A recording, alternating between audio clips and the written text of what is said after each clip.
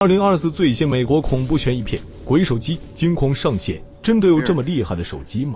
某日，小乔在院子里瞎逛，突然那个奇怪的手机铃声又响了，小乔就把手机拿了出来，照旧切换到摄影模式。小乔跟随着手机摄像头，一路走到旁边的一辆车子，然后他打开了车门。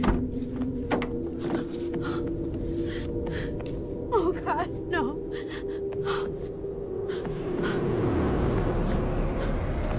他从手机看见一个女人死在驾驶位上，但实际上车子里没有任何的人和物品。这个场景把小乔吓坏，他不明白为什么他的手机为何有这些奇怪的功能，吓得跑到公路边，差点还被路过的汽车撞到。那么小乔的手机为什么会主动出现类似挨饿的那种场景？那么这所房子到底有没有鬼的存在？且听小编娓娓道来。几日前，小乔提着行李来到位于郊外的一栋老宅子里，他打算为房东看护一下这所老房子，顺便自己也可以散散心。小乔到处查看房子的情况，屋内的有些老物件他很喜欢。这时房东打来电话，问小乔是否愿意住下来吗？小乔表示很喜欢这种老房子。房东就告诉小乔，这所房子有150年的历史，以前是用作旅馆的。房东接着对小乔表示了感谢，谢谢他愿意照顾这所老房子，然后反复交代遇到状况及时给他电话，他都在市里面住着，无论白天还是晚上都可以的。小乔在整理床铺的时候，想起了已经过世的男友阿杰，觉得他还在身边陪伴着自己。到了半夜，小乔一直在熟睡中，放在床头柜上的手机发出不明的亮光。第二天一早，小乔继续摆放自己的衣物，这时手机发出奇怪的铃声，小乔拿起一看，手机自动切换成摄像模式。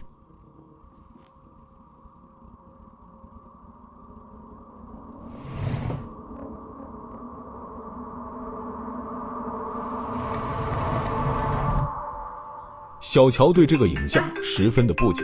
就在这时，房东打来电话，问小乔是否见到了鬼没有。小乔很惊讶，接着房东笑着表示，他如果看见叫贝蒂的鬼，就带他给贝蒂打个招呼。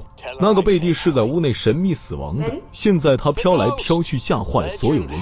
不过房东还提醒他有时会停电，还教他怎么使用发电机。小乔一边打着电话，一边盯着墙上的那幅画看着。到了晚上，小乔正坐在沙发上发呆，手机奇怪的铃声又响起，这是一个未知的来电，小乔就按了接听键，听筒传来奇怪的声音，瞬间小乔喘不过气来。过了几秒才缓解。到了第二天，小乔正在牛奶加咖啡，他想起了阿姐教他逆时针搅拌，这样味道才更佳。小乔到这里来的目的还有一个，就是让自己的心理创伤能够恢复。隔日，小乔在卧室里打扫卫生，无意中在床底下发现一张印有热恋男女的明信片，这让小乔想起了他和阿姐谈恋爱的场景。半夜，小乔被噩梦惊醒，他听见手机又发出奇怪的声音，听得有些惊悚，也不知道是在说什么。到了清早，小乔听见仓库有动静，于是走了过去，发现里面灯火通明，还有一个大黑在里面忙上忙下的。小乔觉得很惊讶，原来小黑是附近的邻居，这有他需要的工具，他经常到仓库拿工具出来用的。房东平常都是知道，大黑都已经习惯，只是小乔才知道而已。小乔对这样的不速之客还是无法接受，警告大黑下次再来这里必须要打招呼才行，这里的时间过得太慢了。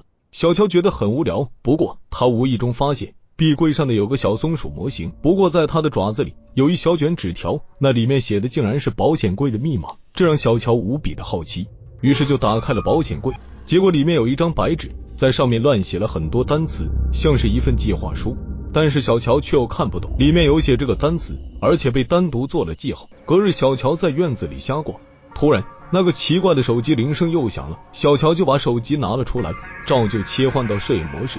小乔跟随着手机摄像头一路走到旁边的一辆车子，于是就发生了片头那一幕。到了晚上，小乔实在受不了，崩溃的大声哭起来。这时小乔觉得阿姐出现了，而且一直在身边安慰他。小乔就这样在椅子上睡了一晚。第二天一早，他听见了喇叭声，大黑开车过来邀请小乔出去兜风玩。小乔于是上了车，这里的田园景色太美了。回来的时候顺便去了超市买了很多吃的。下午，小乔去门口的邮筒看看有没有信件，这时那个奇怪的铃声又响了，小乔禁不住又打开手机看看，然后随着摄像头走，最后他看见了一具尸体躺着草地上，其实是什么都没有，但是为什么这部手机传递这样的影像给小乔看，小乔也想不明白。也许是自己出现了幻觉吧。小乔渐渐习以为常了，他也不再害怕。他有时还跟心理医生咨询一下，为什么感觉阿杰还在身边。医生表示那是创伤应激障碍症的表现，让小乔不要太担心。小乔挂了电话，刚闭上眼睛才几秒钟，手机又开始呼唤小乔了。小乔就拿起来问手机这次让他看什么。小乔就跟随摄像头看见了壁炉中的灰烬里似乎有东西。小乔拿开手机，他用眼睛看到这次是真真切切有东西在里面，于是小乔走到了壁炉面前。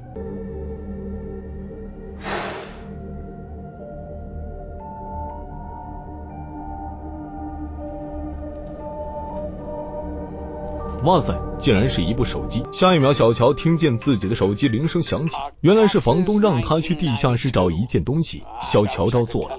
随后，小乔把那部手机电源开关打开，手机设密码才能进入。可是屏保的照片上的男女被小乔认出来了，他们也是明信片上的那对男女。就在这一刻，大黑主动约小乔出去打枪玩。那种枪是一种古老的碎发枪，装填子弹极其的繁琐。玩着玩着，小乔眼前出现了阿杰的影像，导致小乔射击失败。小乔的精神状态瞬间到了冰点，随后两人只好回去了。晚上，小乔正在看书，突然停电了，于是就拿起手机的电筒照亮。他跟着摄像头走到了客厅，他看见另外一个自己正坐在壁炉旁涂写着什么，这把小乔吓得跌落在地板上。这到底是不是幻觉呢？小乔根本分不清了。突然他觉得阿杰从背后抱着他，安慰着他。一日，小乔从外面购物回来，突然听见2楼的卧室传来声音。小乔走了上去，发现卧室怎么多了一台老式的磁带录音机，不停地对恐惧的意义进行阐述，然后又自动关机了。接着桌子上的那台壁炉里的手机铃声响起，小乔拿了起来，同样是被切换成摄像模式。小乔跟随摄像头看见了惊人的一幕。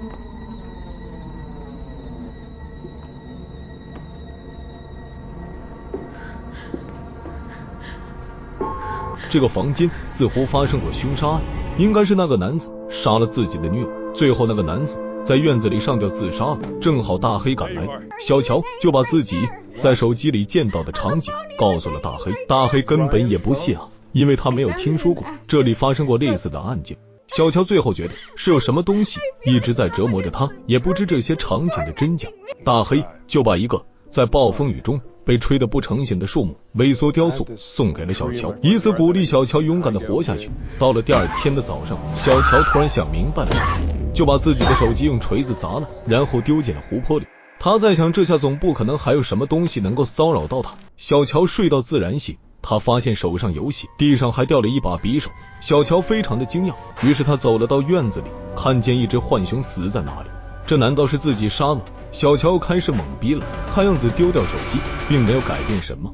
经过一个白天的思考，小乔决定明天离开这里，这个地方不能再住下去了。晚上，小乔开始收拾衣物，这时他听见了客厅有动静，于是打开门走了进去。哇塞，那部丢弃的手机竟然自己跑回来了，正在凳子上一闪一闪亮晶晶的。小乔无比的惊讶，走了过去把手机拿了起来，手机屏幕熄灭，下一秒唱片机自动运转了。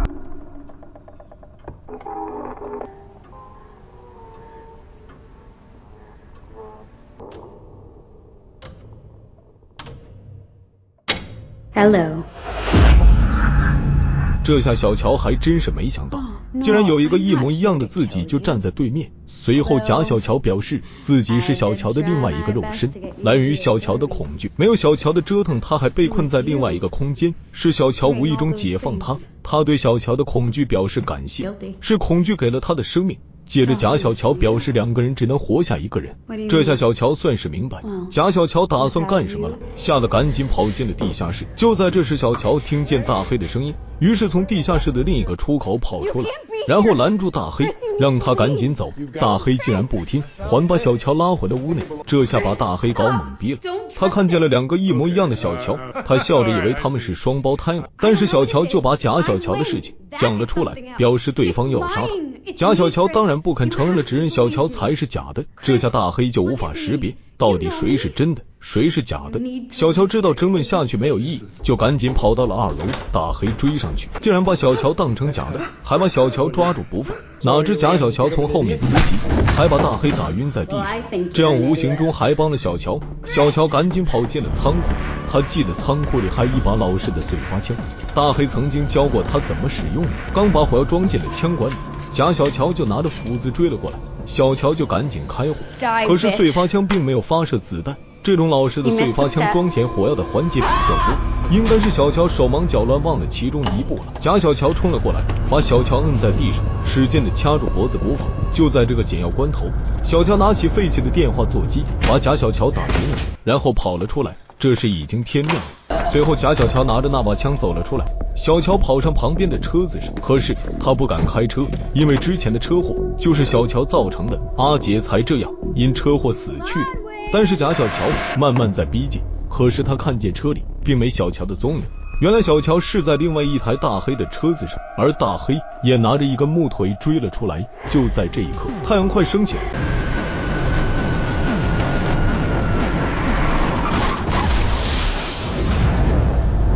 假小乔瞬间消失了，他回到了另外一个空间了。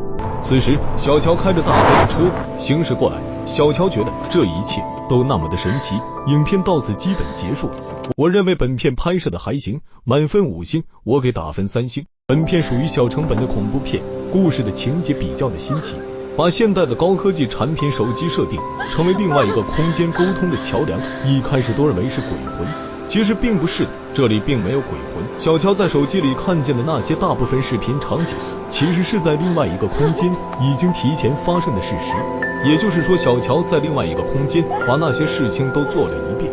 不过那个空间的那个小乔是由一个由恐惧而产生的新的实体，这一点有些脑洞大开的味道，当然也有一些 bug。总体来说拍摄的还算到位，其中恐怖氛围的营造有几个桥段还是比较到位，属于中等水平。本片基本上没有什么番茄汁，喜欢看这类片子的观众就要失望了。缺点就是影片中段部分有些啰嗦和不紧凑。好了，谢谢大家的捧场。